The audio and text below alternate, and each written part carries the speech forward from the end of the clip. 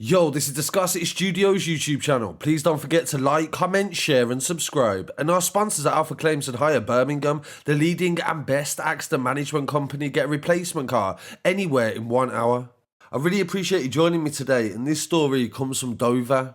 This story broke yesterday and it occurred in Folkestone, and Kent police were called to reports of a rape at a property in Tontine Street at around 3 PM on bonfire night. Officers attended and recovered an imitation firearm following a search of a nearby vehicle. Today, Richard Scaife of Camden Crescent in Dover has been charged by the Serious Crime Directorate with 2 counts of rape and possession of an imitation firearm while committing the offence. He appeared at Folkestone Magistrates Court on the 8th of November and he was remanded in custody. The case will be heard at Canterbury Crown Court on the 6th of December. There is very little information released by the police about this case, but there was video footage of the moment that he was arrested on the street where this attack took place. And this is also where the police recovered the firearm. The video shows the moment that armed police surround Richard Scaife with guns drawn and arrest him near to where 2 rapes occurred.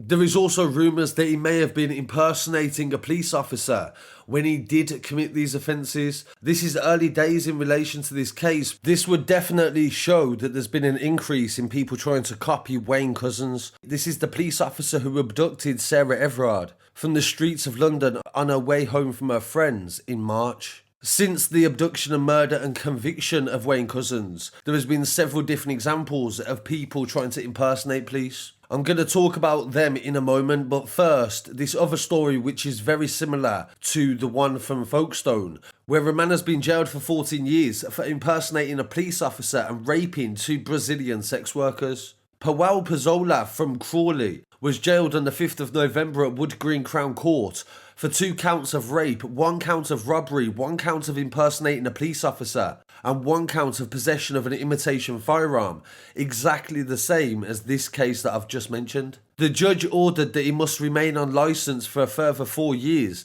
and subject to a sexual offenders notification requirement for life. The judge also commended the investigation by the police. The court heard how Pazola arranged sexual services from the victims from an online website. Both of the women were from Brazil and they did not know each other prior to these offences. Pazola met the first woman, who was aged in her 20s, on the 7th of August 2020 at an address in Camden. He forced her to engage in sexual acts that were beyond the agreement, and she was fearful of being attacked during the incident. The woman also reported what had occurred to a WhatsApp group for Brazilian sex workers in the UK, and through the group she found out that there was a very similar incident with another woman a fortnight before. On Saturday the 22nd of August 2020 at 10:30, Pazola had met up with his second victim. She was a woman aged in her 20s also and from the Westminster area.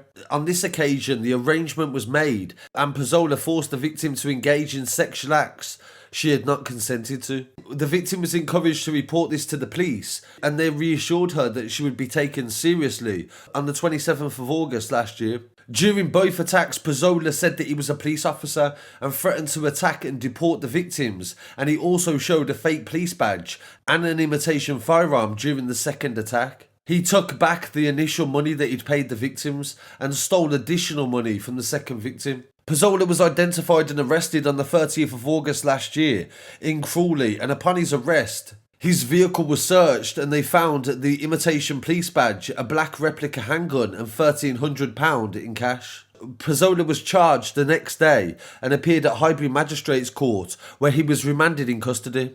Police said that Pazola was a very dangerous predator who sought to take advantage of victims with their perceived vulnerabilities, and he did it for his own monetary gain and gratification. The victims didn't report the crime straight away because they faced stigma and prejudice due to the fact that they worked in the sex industry and their immigration status. And regular viewers of the channel will remember a story that I covered a few weeks ago, where 2 men posed as police officers to try to gain access to a woman's home in the Barking area. The footage went viral on my YouTube channel, and the woman recorded the men as they fled the block in the Shaftesbury area of Barking. This occurred on Tuesday, October the 13th, and she allowed the men entry at first because she thought there was police. Then she became suspicious of their identification, which they could not produce. One of the fake police officers said that the woman was selling drugs and selling cannabis as they fled down the stairs, being chased by the woman. This, of course, is something that cannot be acceptable anymore. Some people have been known to rob drug dealers dressed as police, but when you're approaching women, given the current circumstances with so many abductions lately, this is not acceptable behaviour and definitely should be a reminder that you should expect the consequences if you choose to do this. So I really appreciate you joining me for this episode. I'll be back again very shortly with some more news. Please don't forget to follow me online as well at Scarcity Studios on Instagram, Facebook, TikTok and Twitter. And I'll be back again very shortly with some more news. Peace.